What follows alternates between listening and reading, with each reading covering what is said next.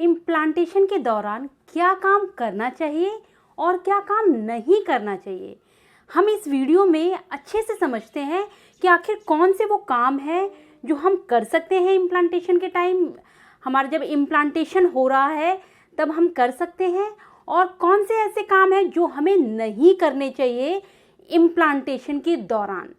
अच्छे से समझते हैं इस वीडियो में। नमस्कार दोस्तों, बहुत स्वागत करती हूँ आपका नीलम कृष्णा चैनल में। उम्मीद करती हूँ सब बहुत अच्छे हैं और बहुत सारा अपना ध्यान रख रहे हैं, नीलम कृष्णा के साथ हमेशा के जैसे बने हुए हैं। Thank you so much. आज का जो टॉपिक है कि हमें इम्प्लांटेशन के दौरान हमें क्या करना चाहिए और क्या नहीं करना चाहिए। हमने इम्प्लांटेशन को समझ लिया, इम्प्लांटेशन के दौरान क्या क्या लक्षण आते हैं वो सब समझ लिए। अब क्योंकि लक्षण आते हैं तो हमें क्या करना चाहिए और क्या नहीं करना चाहिए वो डिटेल में अच्छे से समझते हैं। जैसा कि बहुत विरोधाभास है कि इम्प्लांटेशन के दौरान हमें सेक्सुअल एक्टिविटी नहीं बनानी चाहिए, तो क्या कोई ऐसे एविडेंस हैं भी? देखिए, मेडिकल साइंस में पूरी प्रेगनेंसी की जर्नी के दौरान ऐसे कोई साइंटिफिकली एविडेंस है ही नहीं जो ये कहें कि हाँ पूरी प्रेगनेंसी के दौरान, चाहे वो ओव्यूलेशन के दौरान हो, इम्प्लांटेशन के दौरान हो या फिर पूरी होल प्रेगनेंसी के दौरान, आपको साइंटिफिकली कोई ऐसे एविडेंस है नहीं कि आपको इम्प्लांटेशन के दौरान या फिर होल प्रेगनेंसी के दौरान रिलेशनशिप में नहीं रहना चाहिए। कोई ऐसे एविडेंस नहीं है, लेकिन फिर भी इस बात को लेकर हमारे पास कोई ऐसे सबूत है नहीं। तो अगर आपने प्रेगनेंसी की ओवुलेशन से इम्प्लांटेशन की जर्नी को मेरे पिछले वीडियो में समझ लिया है तो आपने जान लिया होगा कि कितना इंटरनल प्रोसेस होता है। आप मान के चलिए कि हमारे अंदर हमारे हार्मोनल से लेकर, हमारे सेल से लेकर, हमारी ब्लड वेसल से लेकर हमारे शरीर का हर एक अंग सहयोग कर रहा है उस कार्य में जो एक नए मानव की संरचना करेगा। तो जब इतना महत्वपूर्ण काम अंदर हो रहा है, अगर मैं अपनी नॉलेज के हिसाब से कहूँ तो मुझे ऐसा लगता है, देखिए आप इसको ऐसे समझिए कि जब हम ओवुलेट होते हैं तो ओवुलेशन के किट तो हैं हमारे पास, बहुत सी ऐसी किट्स हैं मार्केट में अवेलेबल जिसमें आप प्रिडिक्ट कर सकते हैं कि आपका इस दिन से इस दिन तक आप ओवुलेट होंगी। लेकिन कौन से दिन होंगे, एग्जैक्ट कौन से दिन होंगे, ऐसी कोई मशीन नहीं है। प्रिडिक्शन है, आपका अंदाज़ा लगाया जा सकता है उन किट्स के थ्रू। यूरिन के सैंपल अगर आप डालेंगे, उसमें यूरिन के ड्रॉप्स डालेंगे तो आपको ये अंदाज़ा मिल जाएगा कि हाँ आज से हमारा ओवुलेशन डे स्टार्ट हो गया है। ऐसी किट तो मार्केट में अवेलेबल हैं। आप प्रेग्नेंट हो गई हैं, ऐसी किट भी मार्केट में अवेलेबल हैं। आप किट में यूरिन के सैंपल्स डालती हैं और आपको वो डार्क पिंक की जो लाइंस आपकी दो आ जाती हैं, आप पता चल जाता है कि हाँ आप प्रेग्नेंट हो गई हैं। और ओवुलेशन में भी सेम यही प्रोसीजर है। लेकिन ध्यान देने वाली बात यह है, इम्प्लांटेशन के दौरान ऐसी कोई किट है ही नहीं, या ऐसी कोई मार्केट में किट नहीं है जो ये बता दे कि आज के दिन आपका इम्प्लांटेशन होने जा रहा है, आपका भ्रूण जो है, आपका एम्ब्रियो यूट्रस की लाइनिंग में चिपकने जा रहा है। ऐसी कोई मार्केट में किट नहीं है ना। शरीर में कुछ ऐसे लक्षण जरूर आते हैं जिससे कि अंदाजा लगाया जा सकता है कि आपका इम्प्लांटेशन हो रहा है, लेकिन इम्प्लांटेशन एग्जैक्टली किस दिन हो रहा है ये कोई भी मशीन, कोई भी ऐसी किट अवेलेबल नहीं है जो आपको ये बता दे कि आपका इम्प्लांटेशन हो रहा है। कुछ ऐसे लक्षण ही होंगे जो आपको बता पाएंगे। रही बात यहाँ पे रिलेशनशिप में रहने की, देखिए रिलेशनशिप में रहना ये एक इंटरनल काम हो रहा है हमारे शरीर के अंदर। यूट्रस, फॉलोपियन ट्यूब, इन सभी में ये सारी प्रोसीजर उन सभी में हो रही है, ठीक है। क्योंकि रिलेशनशिप में रहना एक ये एक्सटर्नल प्रोसेस है, तो इससे हमारी इम्प्लांटेशन, हमारे ओवुलेशन में किसी तरह का कोई प्रॉब्लम नहीं आता है। ये एक इंटरनल काम है जो बॉडी बखूबी जानती है उसे कैसे करना है। ऐसा मैकेनिज्म बना हुआ है शरीर का। आउटर से भी किसी तरह की कोई प्रॉब्लम भी आ रही होती है ना, तो बॉडी ने इस तरह से इस पूरे प्रोसेस को सिक्योर करके भी रखा है जिससे कि कोई भी बाहरी तौर पे अगर फर्टिलाइजेशन हो जाता है ना, तो बाहरी तौर से कोई भी चीज़ आती है ना तो उसको डिस्ट्रॉय नहीं कर पाती, क्योंकि हम शुरू से इस प्रोसेस को समझते चले आ रहे हैं तो रिलेशनशिप रखने में कोई बुराई नहीं है। चाहे वो आप ओव्यूलेशन डेज में चल रही है तो ऑब्वियसली आप रिलेशनशिप में रहेंगी ही रहेंगी। इम्प्लांटेशन के दौरान भी आप रिलेशनशिप में रह सकती हैं, किसी तरह का कोई भी खतरा नहीं है। हाँ, ये ज़रूर है, अगर हम दूसरी बात करें तो ये ज़रूर है कि अगर आप पहले से बहुत अग्रेसिव कार्डियो कर रही थी, बहुत एग्रेसिव जंपिंग कर रही थी, रस्सी कूद रही थी, बहुत ज़्यादा अग्रेसिव एक्सरसाइज की ओर काम कर रही थी, तो क्योंकि इम्प्लांटेशन हो रहा है, एक काम चल रहा है बॉडी के अंदर, एक प्रोसेस में है काम, तो हमारा फर्ज क्या बनता है बाहर से कि हम सपोर्ट करें, हम हेल्प करें उस काम में, हम अपना सहयोग दें। जिस तरीके से हमारे हार्मोन सहयोग दे रहे हैं, जिस तरह से हमारी बॉडी सहयोग दे रही है, उसी तरीके से हम भी एक्सटर्नली सहयोग दें। सहयोग क्या देना है कि हम अगर एक्सरसाइज कर भी रहे थे, बहुत हार्डली एक्सरसाइज कर रहे थे, तो उन एक्सरसाइज को थोड़ा सा लाइट करके ब्रीदिंग में कन्वर्ट कर दें। यानी आप लॉट्स ऑफ ब्रीदिंग एक्सरसाइज करें, आप अनुलोम विलोम करें, क्योंकि ब्रीदिंग एक्सरसाइज से ब्लड का फ्लो अच्छा होगा और ब्लड वेसल्स में अच्छे से जब ब्लड फ्लो होगा तो ये जो प्रोसीजर अंदर हमारा इम्प्लांटेशन का चल रहा है, ये बहुत अच्छे से होने में उसे सहयोग मिलेगा। तो आप अग्रेसिव एक्सरसाइज को छोड़ के आप नॉर्मल ब्रीदिंग एक्सरसाइज पे उन दिनों आ जाएं। ये तो हो गई बात एक्सरसाइज की। अब बात करते हैं, अब आप कैसे सहयोग कर सकते हैं अपनी इम्प्लांटेशन की प्रक्रिया में। देखिए, उस टाइम पीरियड में जब आपका इम्प्लांटेशन हो रहा हो, क्योंकि एग्जैक्टली कुछ आपको पता नहीं है कि इम्प्लांटेशन आपका किन घंटों में हो रहा है या फिर किस दिन हो रहा है, तो आप कोशिश ये करें, बल्कि उसी दौरान नहीं, मैं अपने हर एक वीडियो में बताती हूँ कि आप उन दिनों अपने घर में जो भी स्ट्रेस का माहौल है या फिर जो भी किसी तरह की आपकी प्रॉब्लम चल रही हैं किसी के भी साथ, या फिर किसी तरह का एक खिंचाव है, माहौल में एक तनाव है, तो कोशिश करें कि कम से कम उस टाइम पीरियड में आप शॉर्ट आउट कर लें, आप स्ट्रेस में ना रहें। ओवरऑल अगर मैं कहूँ कि आप स्ट्रेस में ना लें, उन दिनों आप स्ट्रेस में रहेंगी आप, क्योंकि बहुत ज़्यादा इम्पॉर्टेंट काम चल रहा है अंदर इम्प्लांटेशन का, तो हमारा ब्रेन बहुत अच्छे से काम कर रहा है, उसे पता है कि कब उसे एस्ट्रोजन रिलीज़ करना है, कब उसे प्रोजेस्टेरोन रिलीज़ करना है, बहुत अच्छे से ये चीज़ें उसे पता है। लेकिन जब आप एक्सटर्नली सपोर्ट ना करके, बहुत अच्छे से फीलिंग ना रख, बहुत पॉजिटिवली ना सोचकर कुछ नेगेटिव डालती हैं, तो कहीं ना कहीं किसी ना किसी वक्त आप बाधा तो डाल ही रही है ना। जैसे आप टेंशन में आती है तो कहीं ना कहीं मैंने हमेशा हर वीडियो में बताया है कि जब भी हम स्ट्रेस लेते हैं, हमारे सबसे ज़्यादा इफेक्ट हार्मोन्स पे पड़ता है। अब हार्मोन्स ही हमारे को हर एक चीज़ का सिग्नल देते हैं, हम और हार्मोन्स ही हमारी बॉडी में हर एक चीज़ का सिग्नल देते हैं।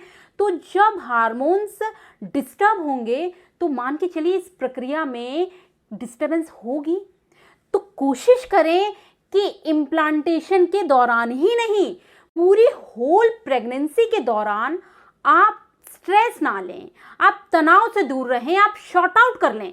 अगर इस तरह की कोई प्रॉब्लम है भी, क्योंकि कहना बहुत आसान होता है ये सारी चीज़ें, लेकिन फिर भी अगर आप प्रेगनेंसी की जर्नी में आ रही हैं या फिर आप उस जर्नी में चली रही हैं, इम्प्लांटेशन जैसी प्रक्रिया अगर चल रही है आपके साथ, तो कोशिश ये करें कि शॉर्ट आउट कर लें हर एक चीज़, क्योंकि आपकी इस यात्रा से बढ़कर आपकी प्रेग्नेंट होने से लेकर कुछ भी बड़ी बात नहीं हो सकती। इससे बड़ी बात कुछ हो ही नहीं सकती, क्योंकि इसी चीज़ के लिए आप बरसों से, इसी चीज़ के लिए आप सालों से वेट कर रही हैं। तो मैं आपको सजेस्ट करूंगी, आप स्ट्रेस को कम से कम 9 महीने तक तो दूरी रखें, तनाव से दूर रखें, क्योंकि सच में बहुत ज़्यादा हार्मोन्स पे इफ़ेक्ट पड़ता है स्ट्रेस लेने से, और प्रेगनेंसी पे भी बहुत इफ़ेक्ट पड़ता है। सारा खेल हार्मोन्स का है। मैं अपने हार्मोन्स के वीडियोस में बहुत बार ये सारी चीज़ें बताती हूँ, और जब प्रेग्नेंट होने की जर्नी पे आ रहे हैं तो आप मान के चलिए कितना बड़ा रोल होने वाला है। तो स्ट्रेस ना लें, ये आपको 100% 100% ध्यान रखना है कि आप तनाव में ना रहें। और देखिए, तनाव अगर हो भी जाए तो, क्योंकि मैंने ये बात आपको बता दी है कि तनाव लेने से हार्मोन्स पे इफेक्ट पड़ता है, हार्मोन्स पे इफेक्ट पड़ेगा तो प्रेगनेंसी इफेक्ट होगी। तो आपको जब ये नॉलेज हो गई, तो अगर स्ट्रेस हो भी जाता है, क्योंकि ह्यूमन बीइंग है, ऑटोमेटिकली कुछ ना कुछ होगा ही होगा। चीज़ें, परिस्थितियाँ इतनी आसानी से चेंज नहीं हो जाएंगी आपके लिए।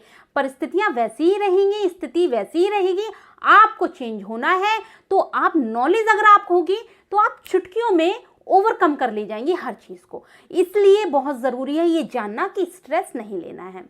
बात करें तीसरी अगर हम तीसरी बात करें तो तीसरी बात में ये है कि आप उन दिनों अपने न्यूट्रिशन डाइट का बहुत ध्यान रखें। अगर आपके बॉडी में किसी तरह की न्यूट्रिशन की कमी है, लाइक जैसे आप अपने डॉक्टर की सजेशन से, जिस भी गायनेकोलॉजिस्ट से आप संपर्क में हैं, आप उनकी हेल्प लेकर मान के चलिए अगर फॉलिक एसिड वो सजेस्ट करती हैं तो आप रेगुलर फॉलिक एसिड लें। अगर आपको विटामिन डी सजेस्ट करती हैं, अगर वीक में वो एक बार खाने को कहती हैं तो आप रेगुलर उसे हफ्ते में एक बार ज़रूर लें। लेकिन आप अपने न्यूट्रिशन की अपनी बॉडी में कमी ना होने दें, क्योंकि आपकी बॉडी से एक नई बॉडी जनरेट होने जा रही है। तो मान के चलिए कि जिस चीज़ से आपकी बॉडी बनी है वही चीज़ उस बॉडी को भी चाहिए। हर एक वो चीज़ जो एक नन्हे शरीर को बनने के लिए चाहिए होती है।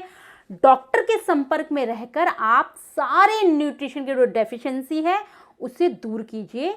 अगर आयरन की टैबलेट डॉक्टर बोल रही हैं तो आयरन की टैबलेट ज़रूर लें। कैल्शियम की कमी हो रही है तो कैल्शियम डॉक्टर की सजेशन से ज़रूर लें। लेकिन आप ज़रूर न्यूट्रिशन को भरपूर रखें शरीर में। क्या हमें इम्प्लांटेशन के दौरान एक्सरसाइज करनी चाहिए? मैंने पहले बता दिया कि एक्सरसाइज आपको ज़रूर करनी चाहिए। आप बस ये है कि आप एक्सरसाइज ऐसी ना करें जिससे कि आपके इंटरनल जो काम चल रहा है उसमें कोई डिस्टर्बेंस हो। वो आप जब करेंगी तो आपको खुद ही अनकंफर्टेबल फील होगा।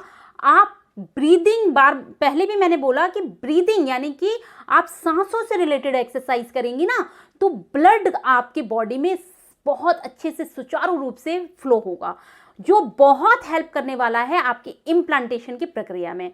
तो एक्सरसाइज हल्की फुल्की स्ट्रेचिंग एक्सरसाइज हो गई ना, आप छोड़े नहीं, आपको ये करना ही करना है। क्योंकि ये आपके जो एक्सरसाइज है आपकी बॉडी में ब्लड को रेगुलेट करती है, ब्लड का फ्लो बढ़ाती है, जो कि इस दौरान ज़रूरी है। तो एक्सरसाइज करें लेकिन बहुत लिमिट्स। अब बात करते हैं चौथी।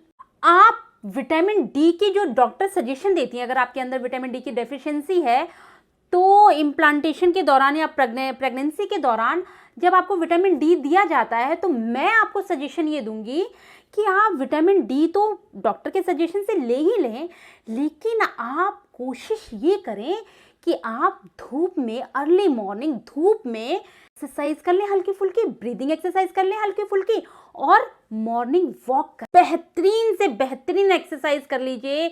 लेकिन वॉकिंग से अच्छी कोई एक्सरसाइज नहीं है। आपको इसके बहुत बेनिफिट्स हैं, मिलने वाले हैं आपको। आप वॉकिंग ज़रूर करें, साथ में आप सूरज की रोशनी लें। आपको सूरज की रोशनी में रहना बहुत ज़रूरी है। वो नेचुरल विटामिन डी आपको सन रेज से मिलना ज़रूरी है, इसलिए आप बाहर निकल के वॉकिंग अर्ली मॉर्निंग सूरज की रोशनी में ज़रूर करें। पांचवी, अब बात करते हैं डाइट की। न्यूट्रिशन तो आपके अंदर डेफिशिएंसी है, डेफिनेटली डॉक्टर आपको सप्लीमेंट्स देंगे, आपके अच्छे से आप कवर कर ले जाएंगे। डाइट में जब आप खाना खाएं तो मेक श्योर करें कि आपके डाइट में प्रोटीन, हर एक डाइट में बहुत प्रॉपर तरीके से होना चाहिए। आपके डाइट में प्रोटीन अच्छे से जब होगा, क्योंकि एक नई बॉडी की संरचना हो रही है और क्योंकि पूरी बॉडी को बनने के लिए प्रोटीन की अत्यधिक ज़रूरत है, अत्यधिक मात्रा में ज़रूरत है। तो जब भी आप मील लें, डाइट लें, तो चाहे वो ब्रेकफास्ट हो आपका, चाहे वो लंच हो आपका, चाहे वो डिनर हो आपका, आप अपनी हर एक डाइट में प्रोटीन का इंटेक ज़रूर इन्वॉल्व कीजिए, जिससे कि जो भ्रूण बढ़ रहा है, जो बेबी डेवलप हो रहा है, उसकी ग्रोथ में कोई कमी ना आए, इससे कि जो भ्रूण इम्प्लांटेशन होने जा रहा है उसकी ग्रोथ में कोई कमी ना आए, और इम्प्लांटेशन में ग्रोथ होते वक्त किसी तरह की प्रोटीन की डेफिशिएंसी ना हो। तो डाइट में, अपनी हर एक डाइट में प्रोटीन को ज़रूर इनटेक कर लें। प्रोटीन को कैसे फॉर्म में इनटेक कर लें? तो क्या हम नॉन वेज खाएं? कदापि नहीं।